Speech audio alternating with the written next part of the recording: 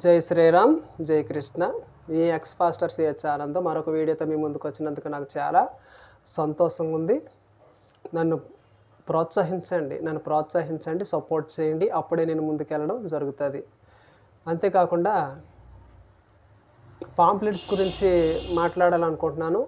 నా సాక్ష్యాన్ని బైబిల్ గురించి కొన్ని వచనాలు, నా సాక్ష్యాన్ని షార్ట్కట్లోని పాంప్లెట్స్ ప్రింట్ వేయించి పెద్ద ఎత్తున నా పరిచర్యలు అంటే కొన్ని ప్రాంతాలను దర్శించినప్పుడు అక్కడ పంచడానికి, అంతేకాకుండా ఈ ఛానల్ నడిపించేటప్పుడు ఆధ్యాత్మిక దేవాలయాలు ఇంకా అనేకమైనటువంటి విషయాలను తెలియజేయాలని నిర్ణయించుకోవడం జరిగింది.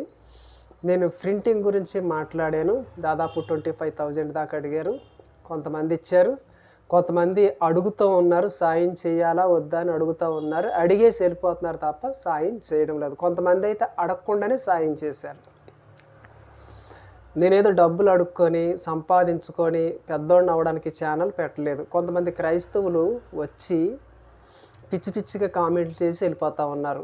నేను పాస్టర్గా నేను డబ్బులు అడుక్కోవడానికి, నేను ఇప్పుడు క్రైస్తవ్యంలో లేను, క్రైస్తవ్యాన్ని విడిచిపెట్టేసి నేను నా యొక్క సనాతన ధర్మానికి సంబంధించినటువంటి నీతిని బోధించడానికి, నా సనాతన యొక్క ధర్మాన్ని ఆటంకం పరుస్తూ అడ్డుగోడలాగా నిలబడినటువంటి కదా ఈ యొక్క క్రైస్తవ్యానికి బుద్ధి చెప్పాలని, బైబిల్లో ఉన్నటువంటి చెత్త చెదారాన్ని అంతటిని కూడా హిందువులకి తెలియచేసి అటువైపుకి వెళ్లకుండా ఆపాలని పలు ప్రయత్నాలు చేయడం జరుగుతూ ఉంది. అది నచ్చనటువంటి క్రైస్తవులు, పాస్టర్లు నన్ను ద్వేషిస్తూ దూషిస్తూ కామెంట్లు చేస్తూ డబ్బులు అడుక్కుంటున్నటువంటి వాడా అలాగంట. నిజంగా డబ్బులు అడుక్కోవాల్సిన అవసరం నాకు లేదు. నేను చేసే మంచి పనిలోని నా ఒక్కని యొక్క పైసలే కాకుండా ఇతరులు కూడా వేసుకొని ముందుకు వెళ్ళాలనే నా యొక్క మంచి ఆలోచన. సరే, బైబిల్లోని వాక్యములకు వెళ్దాం. అనుమానం మొగుడికి స్త్రీ కన్యత్వం పరీక్ష, బైబిల్ దేవుని తీర్పు శిక్షలు. బైబిల్ దేవుడిచ్చిన శాస్త్రాన్ని మోసే ధర్మశాస్త్రం అంటారు. నిజానికి ధర్మశాస్త్ర సూత్రాన్ని వ్రాసిచ్చింది బైబిల్ దేవుడే కానీ మోసే మాత్రం కాదు. ఇది తప్పకుండా అందరూ గ్రహించాలి. స్త్రీల పట్ల ఎంత కఠినంగా నిర్ణయాలు తీసుకున్నాడో బైబిల్ దేవుడు మనం ఇప్పుడు చూద్దాం. ద్వితోపదేశకాండము 22వ అధ్యాయము 13వ వచనంలోని ఒక వ్యక్తి వివాహం తర్వాత కదా మనం ఆ వాక్యాన్ని పరిశీలన చేసినట్లయితే ఇక్కడ ఏమంటున్నాడంటే ద్వితోపదేశకాండం 22వ అధ్యాయం 13లో ఒకడు స్త్రీని పెండ్లి చేసుకొని ఆమెను కూడిన తర్వాత ఆమెను వల్లక ఆమె మీద అవమాన క్రియలు మోపి ఆమె చెడ్డదని ప్రచారపరిచి ఈ స్త్రీని నేను పరిగ్రహించి ఈమె దగ్గర వచ్చినప్పుడు ఈమె యందు కన్యత్వము నాకు కనబడలేదని చెప్పిన ఎడల. బైబిల్లోని మన ఈ లేఖనాన్ని చూసినట్లయితే ఒక వ్యక్తి వివాహం చేసుకున్నాక బైబిల్ ప్రకారంగా మనం చూసినట్లయితే ఒక వ్యక్తి వివాహం చేసుకున్నాక శోభనం రాత్రి ఆ స్త్రీని కలిసినప్పుడు ఆమె యందు ఆమెకు ఉండవలసినటువంటి కన్యత్వానికి సంబంధించినటువంటి లక్షణాలు క్రియలు లేని ఎడల 15వ వచనంలో అంటే చెప్తాడనమాట. ఏమని చెప్తాడంటే వివాహం చేసుకున్నాక నేను నా భార్య దగ్గరికి వెళ్ళాను, ఆమె దగ్గర కన్యత్వానికి సంబంధించినటువంటి లక్షణాలు ఏమీ లేవని చెప్పి ఆ వ్యక్తి నేరం మోపుతాడు ఆ స్త్రీ మీద. ఆ స్త్రీ మీద నేరం మోపినప్పుడు ఆ పిల్లగల తండ్రి ఏం చేయాలంటే 15వ వచనంలో ఆ చిన్నదాని తల్లిదండ్రులు ద్వారమందున్న ఊరు పెద్దల యొద్దకు ఆ చిన్నదాని కన్యత్వ లక్షణములను తీసుకొని రావలను. అప్పుడు ఆ చిన్నదాని తండ్రి నా కుమార్తెని ఈ మనుషునికి పెండ్లి చేయగా ఇదిగో ఇతడు ఈమెను వల్లక నీ కుమార్తె యందు కన్యత్వం నాకు కనబడలేదనియు అవమాన క్రియలు చేసినదనియు ఆమె యందు నింద మోపాను. అయితే నా కుమార్తె కన్యత్వమునకు గుర్తులు ఇవే అని పెద్దలతో చెప్పి పట్టణపు పెద్దల ఎదుట ఆ బట్టను పరచవలెను. బైబిల్ ప్రకారంగా చూసినట్లయితే ఒక వ్యక్తి ఒక స్త్రీని వివాహం చేసుకున్న తర్వాత ఆమెకు ఉన్నటువంటి కన్యత్వానికి సంబంధించిన లక్షణాలు కనబడలేనప్పుడు ఆ యొక్క పిల్లగల తండ్రికి తల్లిదండ్రులు చెప్పినప్పుడు ఆ పిల్లగల అనేటువంటి ఆ పిల్లగల తల్లి తండ్రులు ఏం చేయాలంటే ద్వారం ముందు అంటే గవని దగ్గర ఉన్నటువంటి న్యాయ పెద్దల దగ్గరికి వెళ్ళి అతడు నా కుమార్తె మీద నేరం మోపుతున్నాడు, ఈమె కన్యత్వం కలిగినటువంటి స్త్రీ కాదని నేరం మోపుతున్నాడని చెప్పి తన కుమార్తెకు సంబంధించినటువంటి వాగ్మూలము అంటే చుట్టుపక్కల ఉన్నటువంటి వాళ్ళ దగ్గర నుంచి మంచి వాగ్మూలం తీసుకొచ్చి పెద్దలకు చూపించడం. తర్వాత శోభన రాత్రి ఏ బట్టలు ధరించి తన యొక్క భర్త దగ్గరికి వెళ్ళిందో ఆ బట్ట పట్టుకుని వెళ్ళి కదా న్యాయ పెద్దల దగ్గర కట్టుకెళ్ళి కింద పరిచి చూపించాలట. ఏం చూపించాలి? ఆ బట్టను చూపించాలంట. ఏముంటుంది ఆ బట్టలో? ఆ శోభన రాత్రి ఆ వ్యక్తిని కలిసినప్పుడు బ్లీడింగ్ అవుతుంది. బ్లీడింగ్ అయినటువంటి ఆ బట్టని తల్లిదండ్రులు దాన్ని దాచిపెట్టి ఇలాంటి పరిస్థితులు వచ్చినప్పుడు న్యాయ పెద్దల దగ్గరికి అట్టుకెళ్ళి చూపించాలట. ఇలాంటి చట్టం, ఇలాంటి దరిద్రమైనటువంటి తీర్పులు బైబిల్లో ఉంటాయి. అందరు స్త్రీలు కూడా శోభనంలో కలుసుకున్నప్పుడు కదా మనం చూసినట్లయితే ఇలా జరుగుతుందా? దీని గురించి ఎక్కువగా చర్చ చేయవలసిన అవసరం ఉంది, కానీ నాకు చెప్పాలనిపించడం లేదు. ఎందుకంటే చాలా దరిద్రంగా ఉంటుంది కనుక శోభన రాత్రి ఆ స్త్రీ ధరించిన వస్త్రం బ్లీడింగ్ అయిన వస్త్రం అన్నమాట. ఇంకా ఆమెను గూర్చిన సాక్ష్యము ఆధారాలు ఆ పెద్దలకు చూపించాలి. 20-21లోని ఈ ఆధారాలు తీసుకురాకపోతే లేక చూపించకపోతే ఆ స్త్రీని రాళ్లతో కొట్టి చంపమని బైబిల్ దేవుడు చెప్తాడనమాట.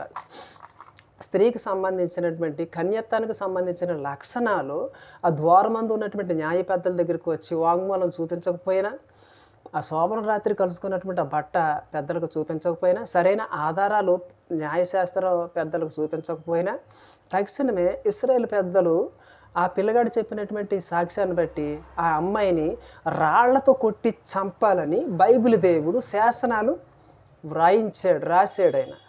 అందుకే ఆనాడు ఇశ్రాయేలు ప్రజలంతా ఏం చేసేవారంటే కదా ఒక స్త్రీని ఈ విధంగానే కొట్టి చంపేసేవారు. ఒక వేశ్యగా చిత్రీకరించి పరిగెట్టించి రాళ్లతో కొట్టి చంపేసేవారు. నిజానికి ఆ స్త్రీ వ్యభిచారం చేయలేదు, కానీ ఈ యొక్క సాక్ష్య ఆధారాలు చూపించలేని పరిస్థితుల్లో ఆమె వేశ్య అని చెప్పి ఆమెని తరిమి రాళ్లతో కొట్టి చంపేసి ఆమె జీవితాన్ని నాశనం చేసేవారు. ఆ కాలంలో ఇశ్రాయేలు ప్రజలంతా కూడా ఇంకొక వివాహం చేసుకోవాలనుకున్నప్పుడు, రెండో పెళ్లి చేసుకోవాలనుకున్నప్పుడు ఇలాంటి పిచ్చి ప్రయత్నాలు చేసేవారు అనమాట.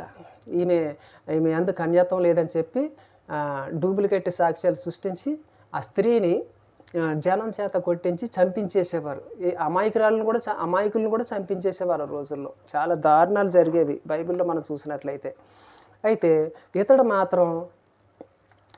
ఇతడు ఎలాంటి తప్పులు చేసినా ఇతడు మాత్రం ఎంతమందినైనా ఉంచుకోవచ్చు, ఎంతమందినైనా చేసుకోవచ్చు కదా. ఇతడు మాత్రము శిక్ష లేదు. అయితే పిల్ల పట్ల అతడు నిజంగా చేయని నేరానికి నేరం చేశాడు అని రుజువైతే మాత్రం అతడు లంచం ఇచ్చి తప్పించుకోవచ్చు. ఆ పిల్లగాళ్ళ తండ్రికి లంచం ఇచ్చి ఒకవేళ ఇతనే పొరపాటుగా అలా అర్థం చేసుకున్నాడని తెలిసినట్లయితే ఆ న్యాయ పెద్దల దగ్గర వాళ్ళకి లంచం ఇచ్చేసి తప్పించుకోవచ్చు. కానీ పిల్ల మాత్రము ఆధారాలు చూపించకపోతే మాత్రం రాళ్లతో కొట్టి చంపేయాలి. ఇలాంటి శాసనాలు ఉండేవి. అయితే కన్యత్వ లక్షణాల గురించి మనం చూసుకున్నట్లయితే చిన్న వయసులో వివాహాలు చేసేవారు. అప్పుడు చిన్న వివాహాలు ఏజ్లో చేసేవారు కనుక ఆడవాళ్ళకి భర్త దగ్గరికి వెళ్ళినప్పుడు ఖచ్చితంగా బ్లీడింగ్ అయ్యేది. అంచేత ఆ బట్ట ఆ రోజుల్లో దాచేవారు.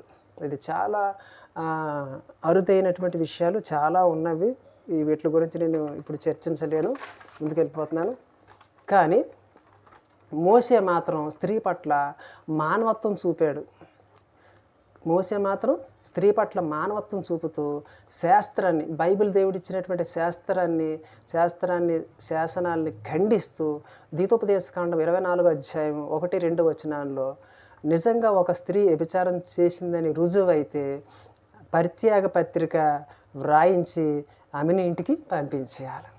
బైబిల్ దేవుడేమో రాళ్లతో కొట్టి చంపాలని శాసనం ఇచ్చాడు. కానీ మోషే మాత్రము స్త్రీ పట్ల కనికరం చూపిస్తూ మానవత్వ దృక్పథంతో కదా పరిత్యాగ పత్రిక, ఒక స్త్రీ తెలిసి చేసిన తెలియక చేసిన తప్పు చేస్తే ఆమెను చంపొద్దు, ఆమెకి పరిత్యాగ పత్రిక రాసి ఈమెతో నేను ఉండను, కాపురం చేయనని చెప్పి ఒక పత్రిక రాసి ఆమె చేతులు పెట్టి ఆమెని తన ఇంటికి పంపించేయండి, కానీ చంపొద్దు. ఆమె ఇంటికి వెళ్ళిపోయినాక ఆమెకి ఇష్టమైతే ఇంకొక పురుషుని వివాహం చేసుకొని బ్రతుకుతుంది, అంతేగాని ఆమెను చంపడానికి వీల్లేదని మోసే ఇది బైబిల్ దేవునికి సవాలుగా ఈ చట్టాన్ని తీసుకొచ్చాడు. ఆమెకి నచ్చిన వ్యక్తి కూడా వివాహం చేసుకోవచ్చు. అందుకే బైబిల్లో ఒక స్త్రీని యేసు క్షమాభిక్ష కూడా పెట్టాడు. ఈ మోసే మోసే చేసినటువంటి శాసనాన్ని గుర్తు చేసుకుంటూ ఒక వ్యభిచారం చేసినటువంటి స్త్రీ పట్టబడినప్పుడు యేసుక్రీస్తు బైబిల్లో క్షమాభిక్ష ఇచ్చినట్లుగా కనపడుతుంది. మార్కు సువార్త 10వ అధ్యాయం 7వ వచనం కూడా చూస్తే కదా, ఇక్కడ కొంతమంది మత బోధకులు వచ్చి క్రీస్తుని ప్రశ్నించినప్పుడు ఇవే విషయాలు చర్చించడం మనం చూస్తాం. కానీ నేడు ప్రపంచమంతటా ఏ కారణం లేకపోయినా ఈ చట్టాన్ని 100కి 100% అమలు చేస్తూ ఉన్నారు. ఒక్కొక్కడు 2 పెళ్ళిళ్ళు, 3 పెళ్ళిళ్ళు, 4 పెళ్ళిళ్ళు, 5 పెళ్ళిళ్ళు, 6 పెళ్ళిళ్ళు, 10 పెళ్ళిళ్ళు. ఈ చట్టాన్ని అడ్డం పెట్టుకొని ఇష్టానుసారంగా పెళ్ళిళ్ళు చేసుకోవడం జరుగుతూ ఉంది కదా. బైబిల్ దేవుడు స్త్రీలను రాళ్లతో కొట్టి చంపమన్నాడు, మోసే మాత్రం పరిత్యాగ పత్రిక ఇచ్చి క్షమించి వదిలేయమన్నాడు. నేడు పాపం విస్తరించడానికి కారణం బైబిలే. ప్రపంచం అంతటా పాస్టర్లే దగ్గరుండి వివాహాలు చేస్తారు, మళ్ళీ పాస్టర్లే దగ్గరుండి విడాకులు ఇప్పిస్తూ రెండో వివాహాలు కూడా చేస్తూ ఉంటారు. కనుక ఇది అర్థం చేసుకోవాలి. బైబిల్ గురించి చాలా చర్చ ఉంది. బైబిల్లో ఉన్మాదం ఉంది, ఇక్కడ చట్టాలు కూడా వేరువేరుగా ఉన్నాయి. మోసే చెప్పే చట్టం వేరుగా ఉంది, బైబిల్ దేవుడు చెప్పే చట్టం కూడా ఉంది. ఇది క్లియర్గా బోధించాలంటే అనేకమైన నెలలు పడుతుంది. ఇందులో అనేకమైనటువంటి తప్పులు ఉన్నాయి, అనేకమైనటువంటి సర్దుబాటు చేయవలసిన అవసరం కూడా ఉంది కదా. ఇది చదువుతున్నటువంటి వాడు మాట తీరు కూడా బాగోదు. జై శ్రీరామ్. తప్పకుండా లైక్ చేయండి, సబ్స్క్రైబ్ చేయండి. Thank you.